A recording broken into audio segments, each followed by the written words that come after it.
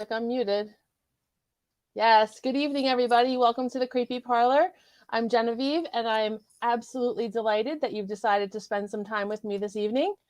I am still officially on a break with the Creepy Parlor, but I decided to do a pop in tonight, mostly because it is the anniversary of the death of Edgar Allan Poe.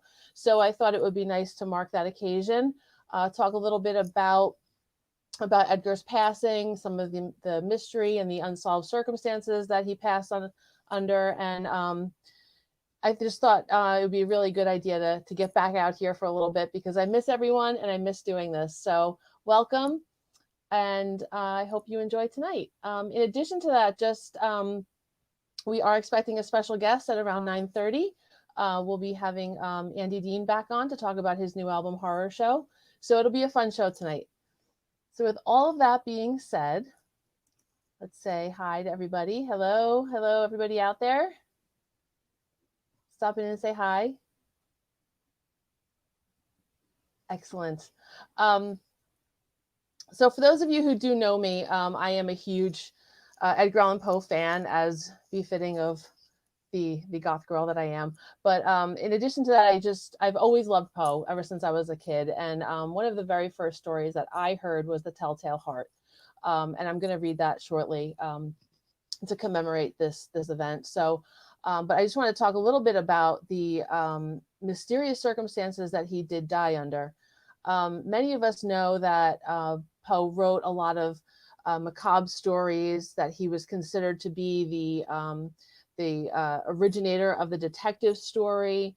And really, it is one of the greatest mysteries of his lifetime is the fact that we still do not know how he passed. So very early in October 3rd of 1849, Edgar Allan Poe was found on the streets of Baltimore. He had been on his way from Richmond, Virginia, up to New York City to start to start his new magazine, and he somehow ended up in Baltimore. No one really knows why or how he ended up there because it was not part of his journey that he was expecting.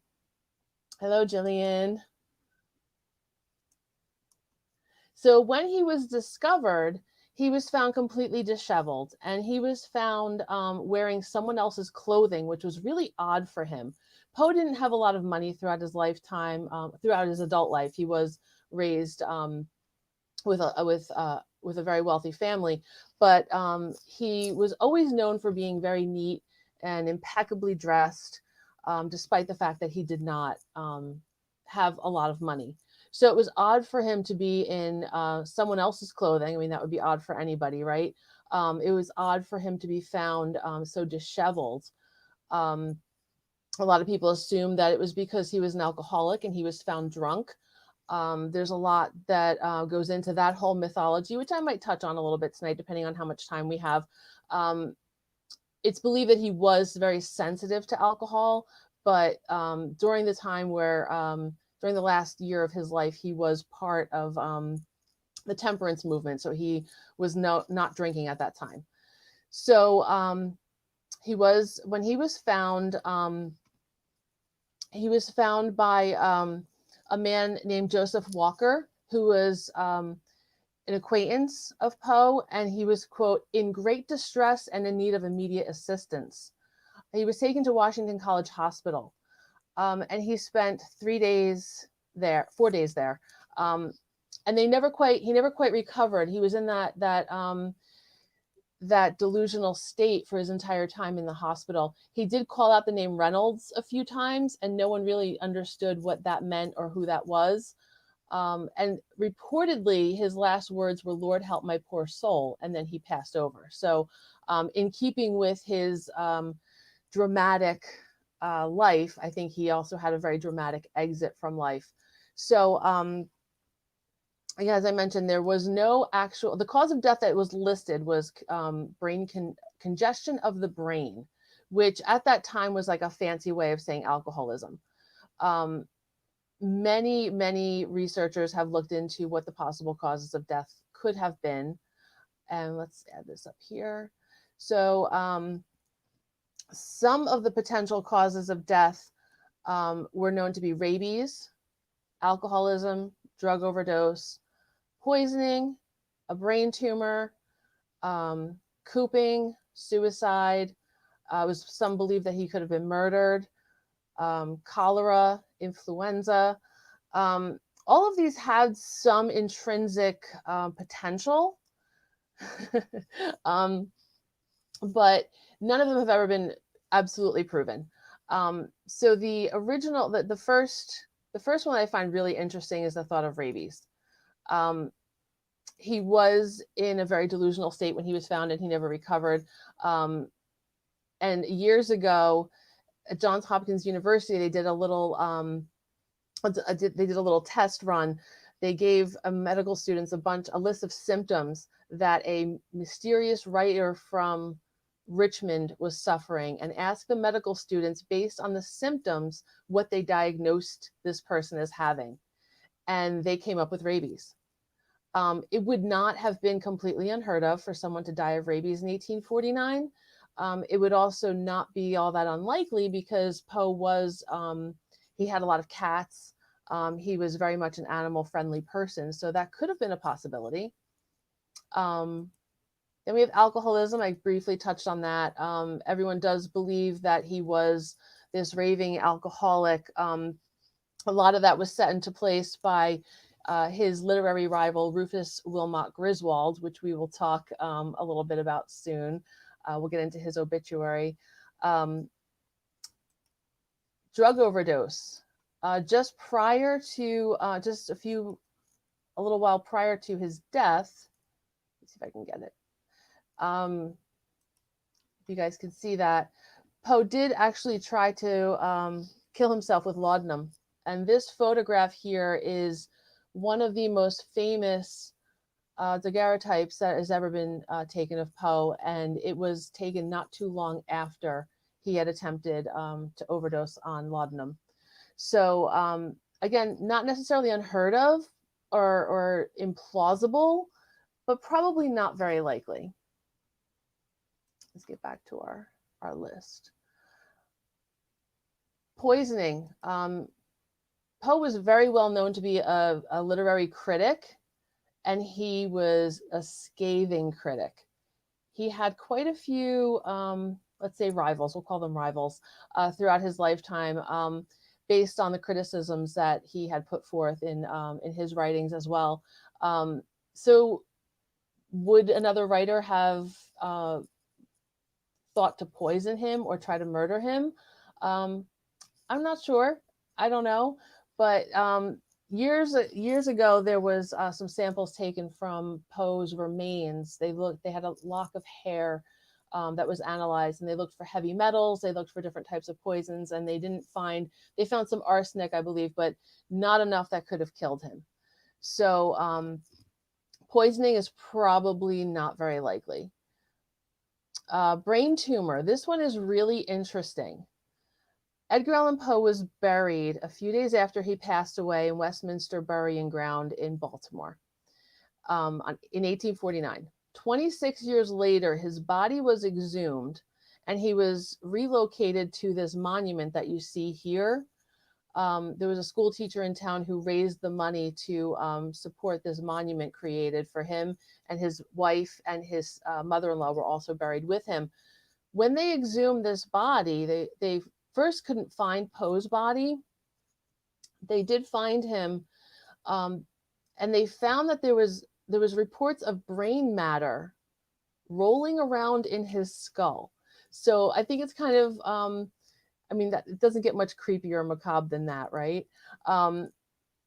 Brain matter after 26 years being in the ground would probably have completely decomposed. So it is also thought that perhaps that brain matter was actually a tumor that had calcified, which could be a really plausible thing. And when doing some research into this too, I found it interesting that people would make note that you can have a brain tumor and still not die of that brain tumor. So it could still be something else that killed Edgar Allan Poe. And I should also mention too that during his lifetime, he was not known as Edgar Allan Poe. He did not use that name. He always signed his name Edgar A. Poe. he took on Allan after John and Frances Allan, who fostered him, but they never adopted him. So he incorporated Allan into his name, but he was never formally adopted from that family. So throughout his life, he was Edgar A. Poe. He had a very contentious relationship with John Allan, his foster father. So suicide, we kind of touch on that a little bit too. It could have been a failed suicide attempt that that got drawn out over several days, I guess potentially. But when you look at his life at that point, he had lost his wife not too long, about a year before that. But he was really, really on the rebound, and a lot of things were looking up for him. He was starting his own magazine. He was engaged to a woman that was his sweetheart in college. So things were sort of shifting around for him, and it would not have been very likely that he would have done that at that point. But who knows? We don't know what his state of mind actually was, even though his circumstances had greatly improved. Then we have on the list cholera. Just before he did pass away, he had written to his mother-in-law, his former mother-in-law, that he had just dealt with a bout of cholera, which was very, very common at that time as well. Hi, little bit. I love you and I miss you. So he had just gotten through that, and he was still not feeling very well after that. So potentially it could have been cholera, but these were things that were pretty commonly known. I think it bears repeating that when he was in the hospital, there was still no clear diagnosis for what was ailing him. So then on the list, we also have influenza. Influenza would commonly have killed people at that time, still does today. Again, not very likely, because they would have been able to at least recognize some of the same symptoms in him that other people would have had. So the most interesting one, and the theory that I tend to lean toward, is called cooping. Cooping was a practice that was relatively common at that time. It was basically a lot of the politicians at the time were very corrupt. They would hire people to go out and kidnap individuals, give them drugs, give them alcohol, and have them repeatedly go to the ballots and vote for them over and over again. So they would essentially hold these people captive for entire days. They would ply them with alcohol, refuse to give them food. They would beat them into doing this. The reason why that one strikes me as potentially being a notable cause is partially because the day that he was found was an election day in Baltimore. In addition to that, it was also, again, odd for him to be found in someone else's clothing. So they would have dressed him in other people's clothing to have him repeatedly go back to these different ballot booths and vote. One of the reasons why that does seem a little bit sketchy and a little bit implausible is that even though he lived in Baltimore for quite some time, and he was pretty well known. So somebody probably would have recognized him. But again, if he's out of his lucid state of mind, maybe they wouldn't have. But I think that to me is one of the most plausible reasons that he passed. That, and I think the brain tumor, I think that's a pretty close second. But I think that still, the fact that people are still fascinated by this, they are still looking into possible reasons why Edgar Allan Poe died after all of this time. It's well over a century ago. It just adds to the mystery. It adds to the legend of who he was, and I know it definitely keeps me interested. But I wanted to just talk a little bit too about. So one of the reasons that people do think that Edgar Allan Poe was a madman, or that he was that he was an alcoholic and all the things that people generally assume that that he was is because of the obituary that Rufus Wilmot Griswold wrote about him. And I'm just going to read a little bit of that. So keep in mind this was 1849, and some of these things that he's saying are pretty scathing. So Edgar Allan Poe died in Baltimore on Sunday last. He was one of the very few original minds that this country has produced. In the history of literature, he will hold a certain position and high place. By the public of the day, he is regarded rather with curiosity than with admiration. Many will be startled, but few will be grieved by the news. He had very few friends, and he was the friend of very few, if any. But his character and adventures were too remarkable, and his literary merits too indubitable to pass from the stage with the simple announcement already given. So he's setting it up already, saying that he had no friends. He was no one's friend, and setting that forth as the his speaking to his character in that way. So it goes on to talk about his life with John Allan, John and Frances Allan. They were Mr. John Allan, a wealthy and kind-hearted merchant of this place, having no children of his own, taking a natural fancy to the handsome, clever child, adopted him as son and heir. He was consequently brought up amidst luxury and received the advantages of education to their fullest extent. In 1816, he accompanied his adopted parents in a tour through England, Scotland, and Ireland. Now, just to bring up Scotland, when they visited Scotland, John Allan tried to give Edgar Allan Poe to his sister. He did not really want to have this child in his life, and he tried to kind of pawn him off and leave him in Scotland. So that just gives you a little bit more of insight into their relationship. And then it goes on to talk about Edgar Allan Poe in his college years. He was then remarkable for his general cleverness, his feats of activity, his wayward temper, extreme personal beauty, his musical recitations of verse, and power of extemporaneous tale-telling.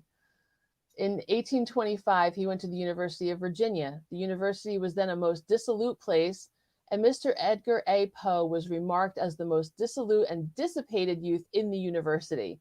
He was already a great classical scholar, and he made huge strides in mathematics, botany, and other branches of natural science. But at the time he drank, gambled, and indulged in other vices until he was expelled from the place. On Mr. Allan's refusal to pay some of his gambling debts, he broke with him and went off on a tangent to join the Greeks, those being the times of the Bazaars and the Greek Revolution. I don't think that was actually true. But here he's setting the stage again for Poe being this alcoholic and this wild man. But part of the truth behind that is that John Allan refused to pay for Poe's education to an extent. He gave him a fraction of what he needed to survive at school. And one of the reasons that Edgar was gambling was to try to actually make the money up so that he could survive. At one point, he was burning his furniture in his dorm room to keep warm. So it's always interesting to see both sides of that. It goes on to say some other really, really unfortunate things about Edgar Allan Poe. And this, interestingly, Griswold claimed to be Poe's literary executor, but they were rivals. So he went on to write a biography about Edgar Allan Poe. So his last words really were what people knew of Edgar Allan Poe. What I find really interesting about that is that you see this lovely monument that's dedicated to Poe. There are people who visit Edgar Allan Poe's grave. There are events that mark the occasion of his birth and his death, and all of his writings. Just about 10 or 11 years ago, we went down to Baltimore and they did a reenactment of his funeral. So there's these elaborate celebrations of who Edgar Allan Poe was and his writings and all of that. Griswold's buried in Greenwood Cemetery, and he doesn't even have a grave marker. And it's ironic to me and interesting to me that Griswold is now only remembered tangentially to Poe in most respects. So I think Poe ended up getting the last laugh in that. Hi, Mary Kate. So with all of that, I just wanted to read the very first story that I was introduced to of Edgar Allan Poe, and that's The Telltale Heart. True, nervous, very, very dreadfully nervous I had been and am, but why will you say that I am mad? The disease had sharpened my senses, not destroyed, not dulled them. Above all was the sense of hearing acute. I heard things in the heaven and in the earth. I heard many things in hell. How, then, am I mad? Hearken and observe how healthily, how calmly I tell you the whole story. It is impossible to say how first the idea entered my brain, but once conceived, it haunted me day and night. Object there was none, passion there was none. I loved the old man. He had never wronged me. He had never given me insult. For his gold I had no desire. I think it was his eye. Yes, it was this. One of his eyes resembled that of a vulture, a pale blue with a film over it. Whenever it fell upon me, my blood ran cold. And so by degrees, very gradually, I made up my mind to take the life of the old man, and thus rid myself of the eye forever. Now this is the point. You fancy me mad. Mad men know nothing. But you should have seen me. You would have seen how wisely I proceeded, with what caution, with what foresight, with what dissimulation I went to work. I was never kinder to the old man than during the whole week before I killed him. And every night about midnight, I turned the latch of his door and opened it, and oh, so gently. And then, when I had made an opening sufficient for my head, I put in a dark lantern, and all closed so that no light shone out, and then I thrust in my head. Oh, you would have laughed to see how cunningly I thrust it in. It moved slowly, very slowly, so that I might not disturb the old man's sleep. It took me an hour to place my whole head within the opening, so far that I could see him as he lay upon his bed. Ha! Would a madman have been so wise as this? And then, when my head was well in the room, I undid the lantern cautiously. Oh, so cautiously, cautiously, for the hinges creaked. I undid it just so much that a single thin ray of light fell upon the vulture eye.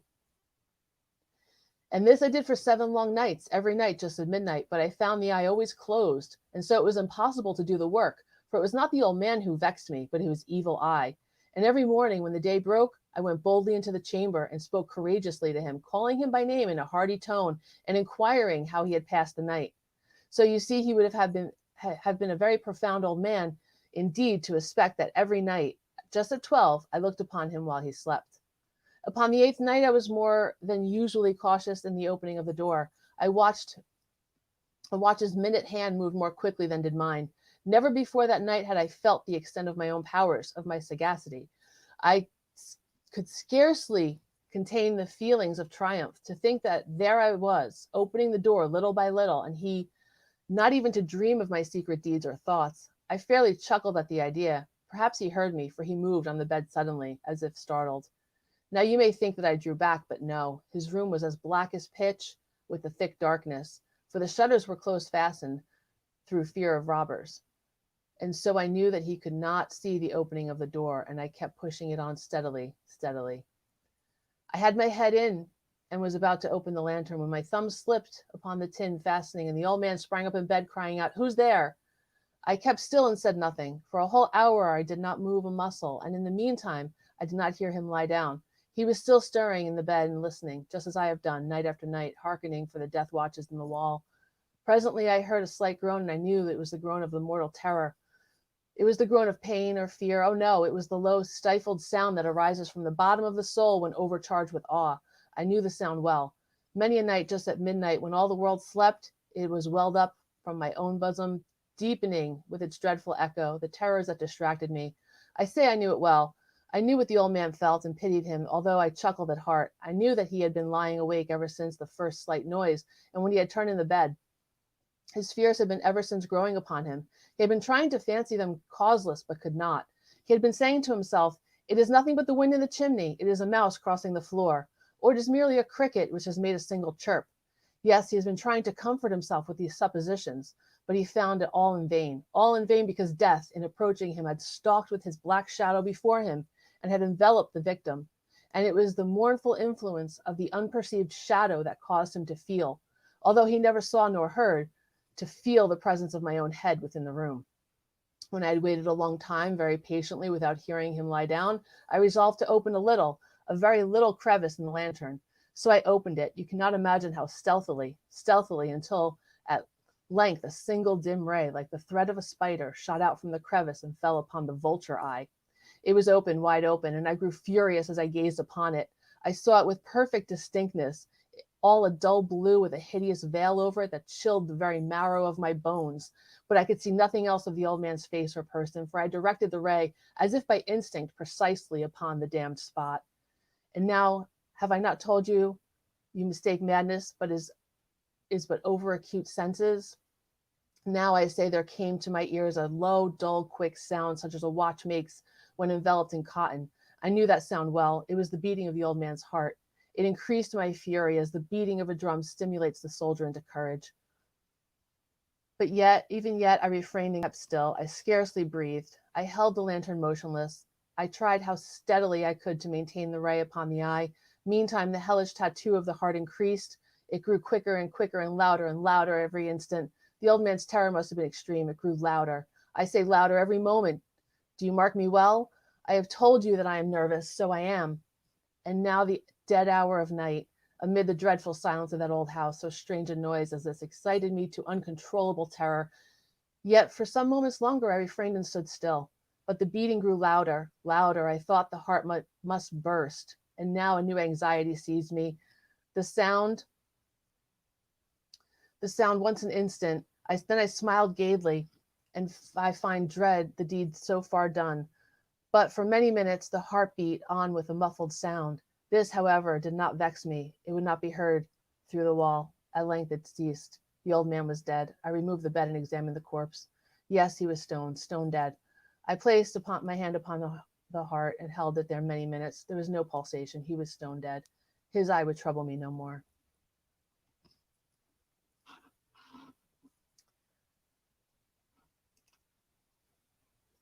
If you still think me mad, you will think so no longer when I describe the wise precautions I took for the concealment of the body.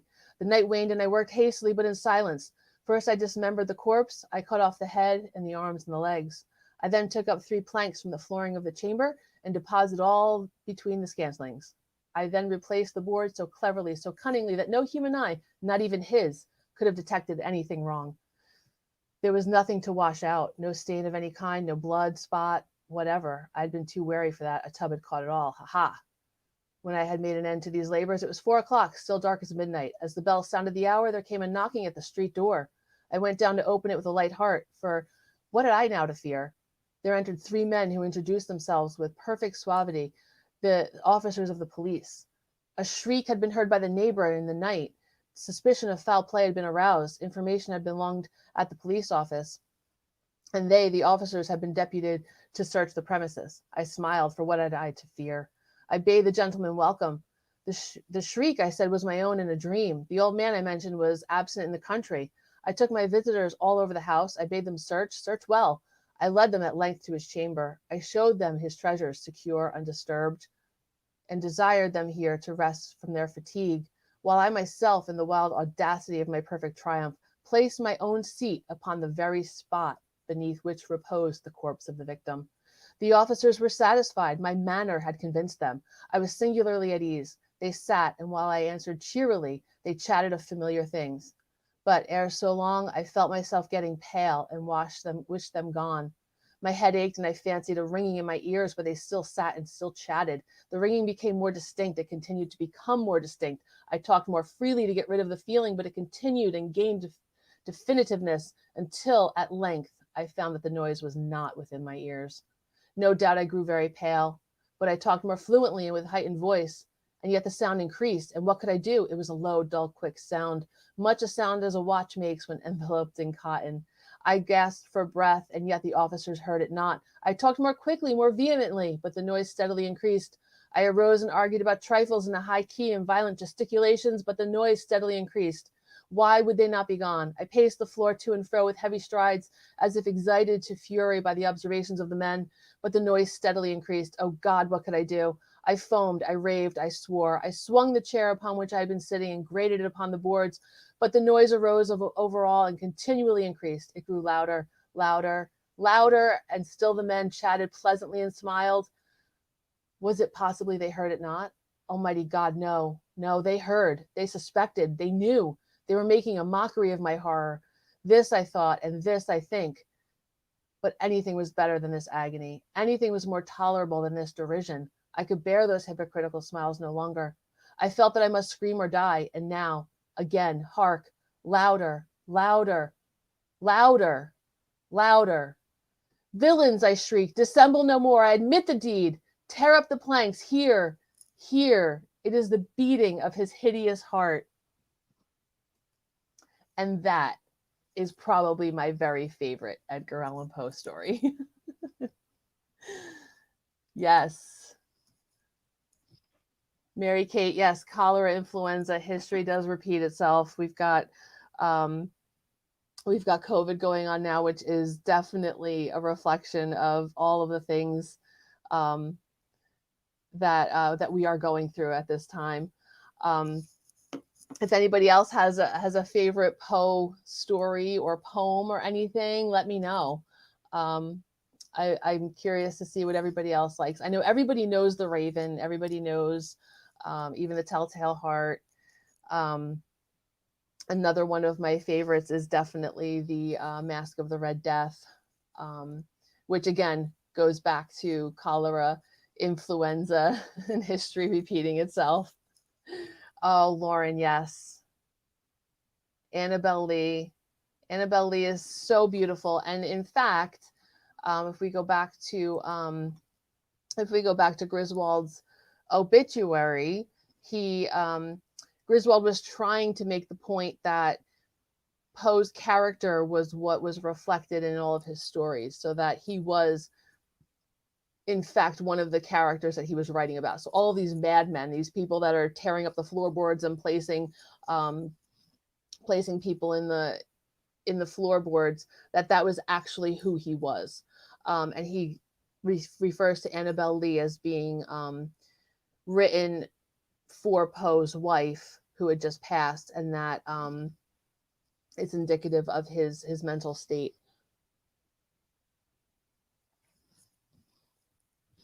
One of the other things that I find very interesting, and I have a really cool picture of it here. Oh, there's Griswold. Or as I refer to him, that guy. This here is a statue. It's a statue of Edgar Allan Poe in Boston. It's on a street that was actually named after Edgar Allan Poe, Poe Square in Boston, right off of Boylston Street. And Poe was born in Boston. And yes, Jillian, that one. He was born in Boston, but he did not like Boston at all. So this statue being in Boston is really interesting. It's very symbolic. The suitcase has a raven, it has a heart, and he's walking very quickly, and he's walking away from Boston Common, which has Frog Pond. And Poe was known to refer to the Bostonian authors as Frog Pondians. That was like his insult for them. He did not care for any of the writers of that time. So it's really interesting, really interesting statue, and I highly recommend seeing it. I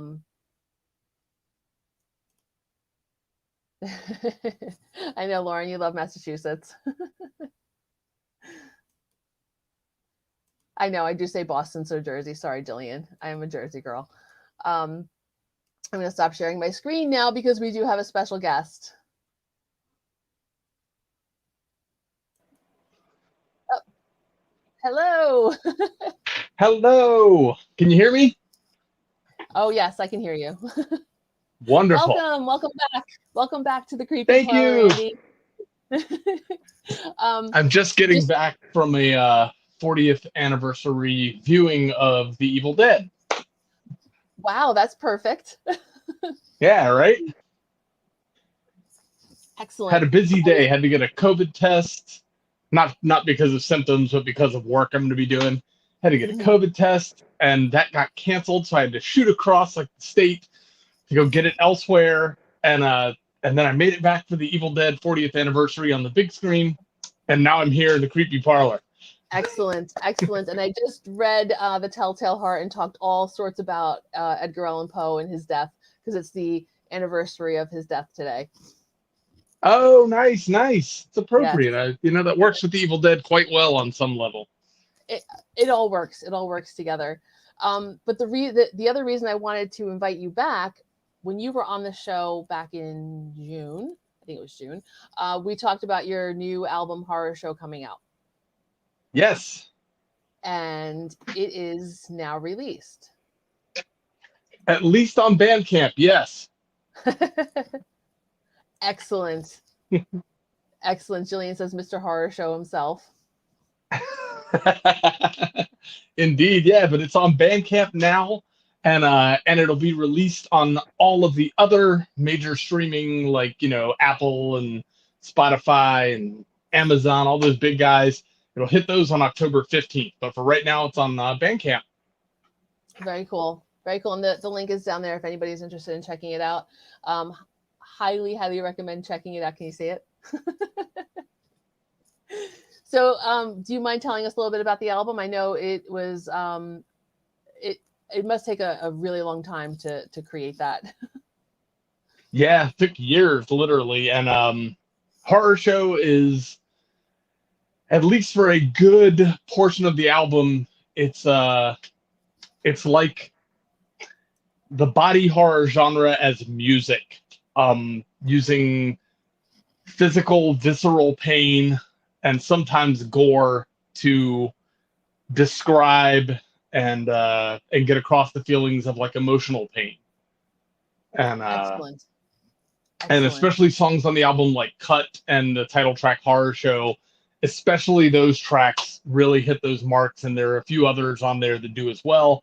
And like Shatter, I think, hits on that. And the next album, I'm actually going to be continuing on with this theme because I didn't get it all out yet. So there's going to be more of this to come, but it's my heaviest album to date. It's my prettiest album at the same time. It's like, I think I just things really came together for Horror Show. Excellent.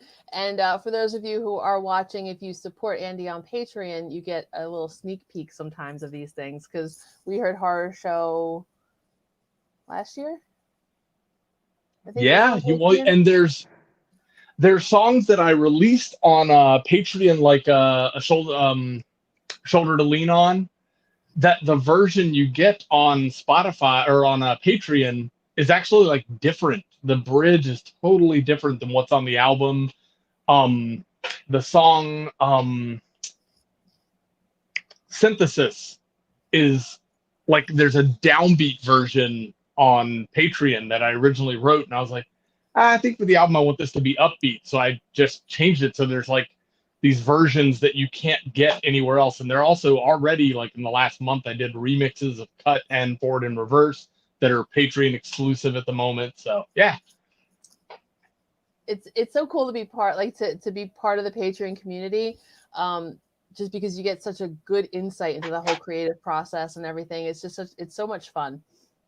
It is. I love it, and it's made me a better songwriter, just because I have to write so much and I have to record so often.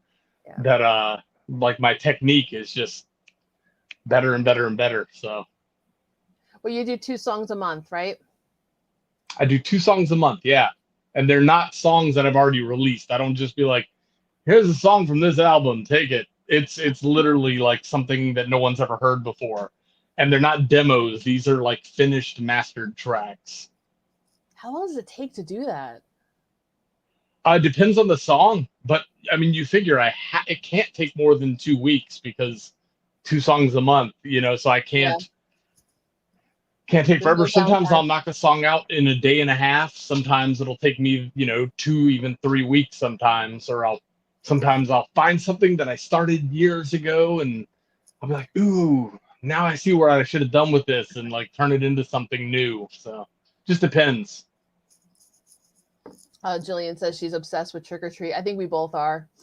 Oh, nice. I'm actually working on a new horror punk song for the first song of October right now. Excellent. Excellent. Yeah, we have for those of you guys who've watched Sinister Sisters, we have a segment of Trick or Treat in our intro and outro, and it always, I say it all the time. We're sitting there dancing to it, and then the video comes on, and we're like, oh crap, we got caught dancing. It's a lot of fun. Um, Speaking of Trick or Treat, we just built a full size Sam to have on our front porch. So it's very exciting. I want to take them everywhere with me, and just There's got to be a show up. spell for that. Probably. We'll figure it out. Yeah. So what else do you have going on? I know you're busy with horror show. You've got are the VIP packages still available on Bandcamp?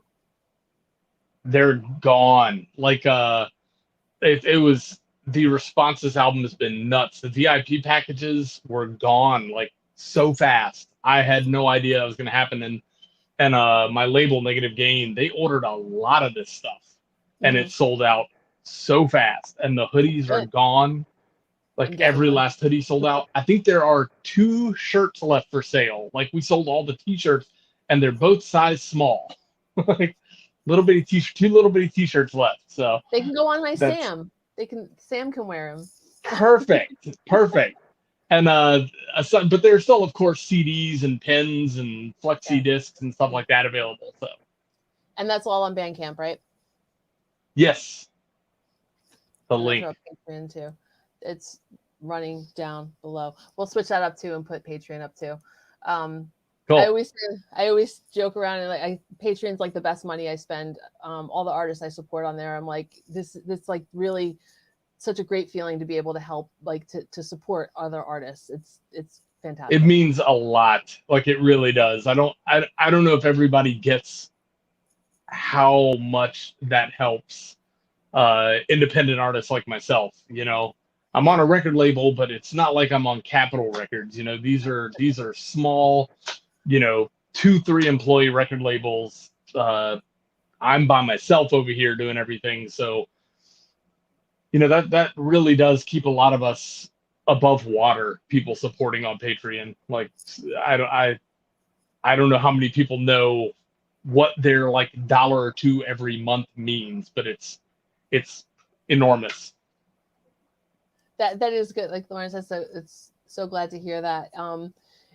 It really is just, I mean, there's a few artists that we do support, and it's like just being able to connect with people too at that level. Like if you're a creative person, being able to connect with people on Patreon is just fantastic. Yeah, it's huge.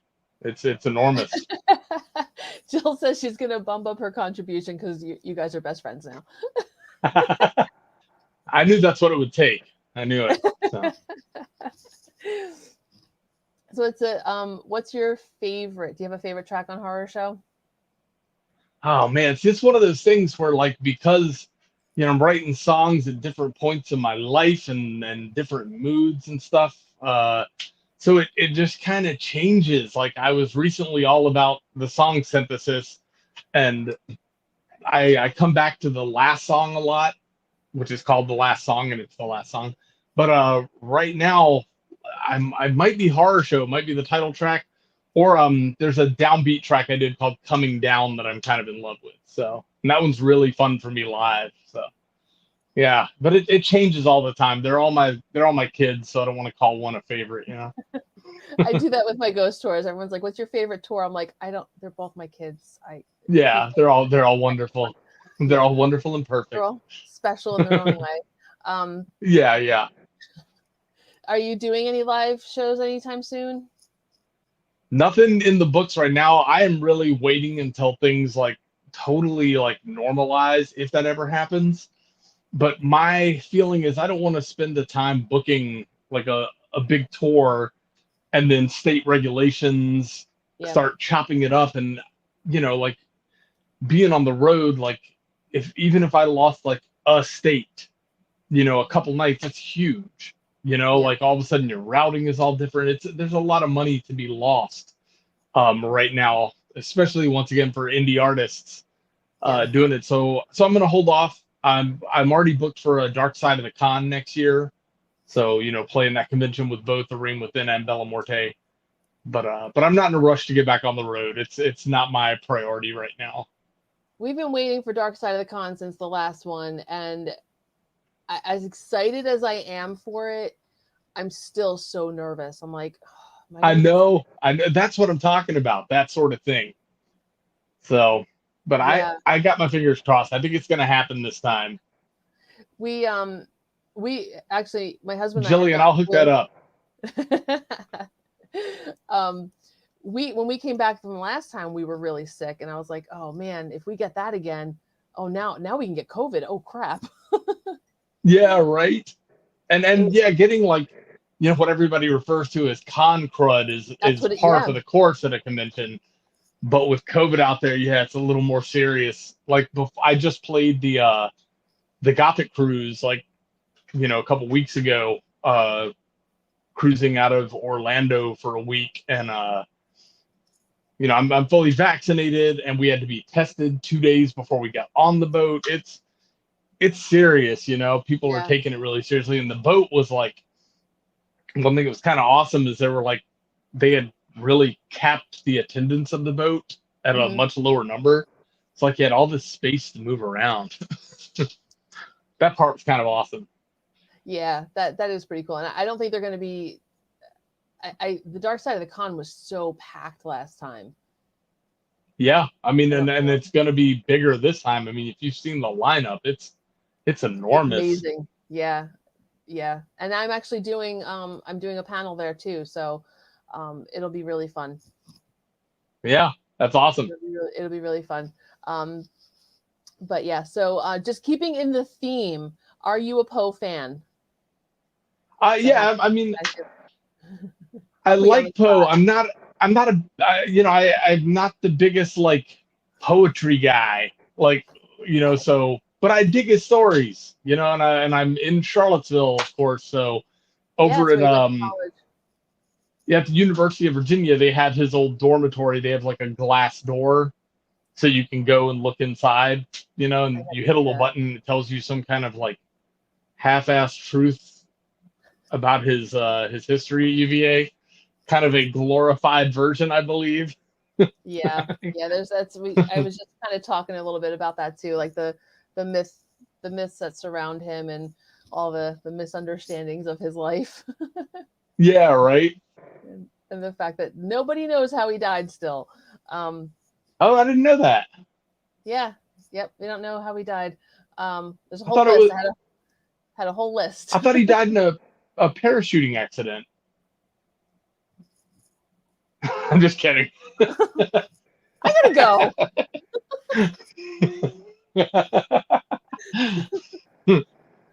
Okay, gotta go. Bye. That would have really added to his legacy, I mean, maybe we can add that. No one can say that he didn't. They don't know what happened. There you go. Jill says it was her in the library with a candlestick. Well played. Early COVID victims. Maybe. I mean, who knows? Who knows? There's patient zero over there. Yeah, 1849. The mask of the COVID death. Yeah, I was saying. What's the dude's name he walled up? What's his name? Cask of Amontillado. That dude had it and they unwalled him. It was actually based. They believe that story was based on a true story in Boston. Oh, so a lot wow. of his stories were inspired, like the case of Marie Roget was actually happened in New Jersey, not too far from here, up in Hoboken. There was a cigar girl that was a cigar girl, they called her. She would sell cigars and she disappeared, and they found her in along the cliffs in Hoboken, like the Hoboken area. And he wrote The Mystery of Marie Roget based on that story. Oh, that's awesome. That's really cool. Yeah, and there was a story of a cadet at I don't know, it's not West Point, I can't remember where, but who was walled up in one of the military academies, and he wrote that was inspired him for the Cask of Amontillado. But anyway, I'll get way too. That's super cool. That's actually really cool. Yeah, there's a lot of really interesting little things about him. He was like But pulling his stories out of the headlines long before CSI thought of it. absolutely. I mean, truth is stranger than fiction. So Definitely nowadays. Yeah. definitely. Um, so tell us a little bit more about Horror Show. We talked about your potential favorite song. It is available on Bandcamp, and Yeah. do we have other venues where you can get it? On October 15th, it shows up everywhere. Oh, That's the okay. official release date for all the other streaming services. But we wanted to start on Bandcamp because it is, it's one of the best places to support artists. It's where more of the money goes to the artist than to the platform. So we wanted to give it, we gave it a good 10 days at Bandcamp. And then Mhm. after that, then it's unleashed on the rest of the world.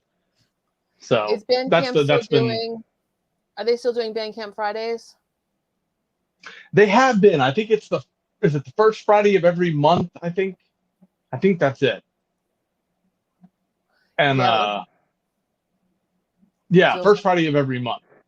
Jill said she And can't at wait. least that's the way it's been. And on those days, basically, they waive their fees and they give all of the money to the artists and labels. So it's cool.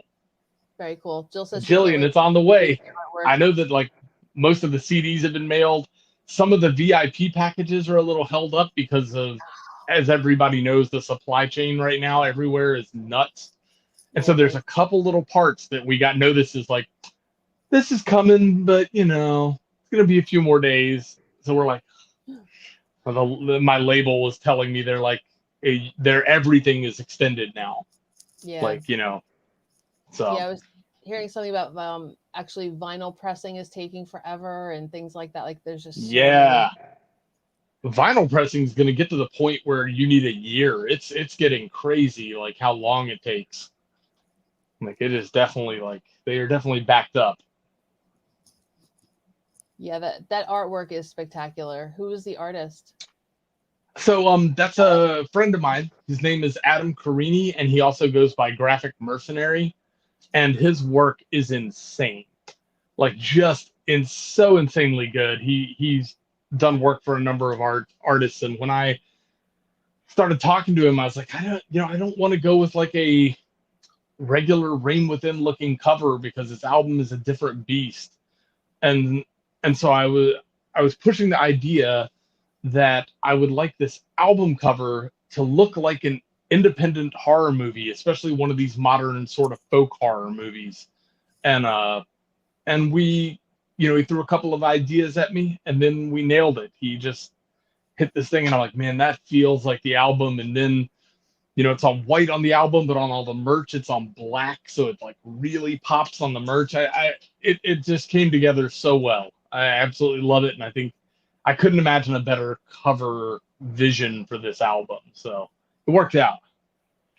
Jill wants to know if he's on Instagram. I believe he is. And look up Graphic Mercenary. If you don't find that, it's Adam Carini or just message me. But yeah, it's totally Forest Witchy. Totally.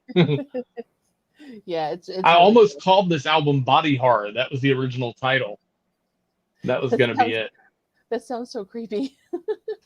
Yeah, well, it's a horror subgenre, which pretty much is dominated by David Cronenberg, and so much of the work was in that vein that I was at first it was gonna be this is called body horror, but then horror show hit and I was like that's just right. That's just right for this. Excellent. Excellent. Um, what about Halloween? Are you going to see Halloween this weekend or next weekend? I've got work that's gonna send me on the road, so I don't know if I'm gonna be able to see any movies in the theater until November 1st after this weekend. So I'm going to be out traveling for work and I'll be flying home. Yeah, November 1st. So I'm going to miss a lot, but you do what you got to do. So, but the good news is that that's one of those films that's going to be premiering online. So I'll probably watch it in a hotel somewhere and so that I don't get any spoilers and then go catch it in the theater like November 1st when I get home. I'm sure it'll still be playing. We're renting a theater. My friend rented it for a bunch of us to go and do a private viewing. Oh, that's so cool. I want to go. Yeah, it's gonna be so That's so much fun. fun. Yeah. Yeah, that's great. I think we can have like 30 people in the theater because honestly, I feel like that's one of the best ways that I will feel comfortable going to a theater is if I know everybody and we're all okay. Yeah. Even tonight, I went to see Evil Dead, and I made sure to check the number of people in the theater. It was not a lot of people though. Yeah. I think it was me and a couple other tiny groups. There was nobody within 12 feet of me in there. This weekend before I leave, I really want to go see Lamb, and I don't know if you've heard of Oh, that. yes. The Yes. new Numi Rapace film. It Mhm. looks so I cool. saw Like, I saw a promo for that the other day. yeah, that's just I love that sort of thing where it's like this is just weird. I have no idea what I'm getting into. I just went to see Titan, the new film from the woman who directed Raw. Mhm. It's a new French film, and once again, it is just so whacked out and just like left field. I just love watching that sort of stuff. And I was And it's very happy it actually came to theaters. it's nice too because it's like as much as I love Halloween, like this is us all year round and it it just makes it a little bit easier to access a lot of those things Yeah, around now. absolutely, it really does. Excellent. We are just about out of time. So, do you have any last words? Um, do not resuscitate. That's profound. Now I think I've talked about me as much as anyone ever needs to hear. Got a new album out called Horror Show. If you don't know, my band is The Rain Within, and it's on Bandcamp. It'll be streaming everywhere October 15th from the amazing record label Negative Game Productions. So, but yeah, thank you Excellent. guys so much for having me again. This is always fun. Oh, you're welcome. We're gonna do some cool Halloween stuff coming up, so that'll be exciting. So Awesome. keep an eye out for it. Any last words from anybody out there? Any final questions? I'm looking for Jillian.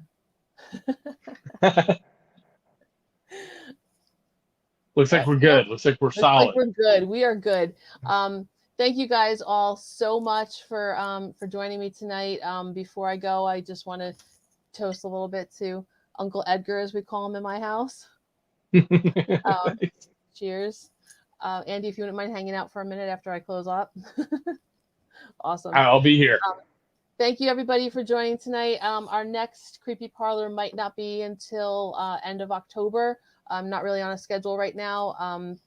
Looking toward the end of October to do some Halloween traditions and spooky stuff there. Also, check us out on JerseyShoreGhostTours.net and Creepy Parlor on Facebook. Thanks, everybody, for joining, and stay safe, and we will see you soon.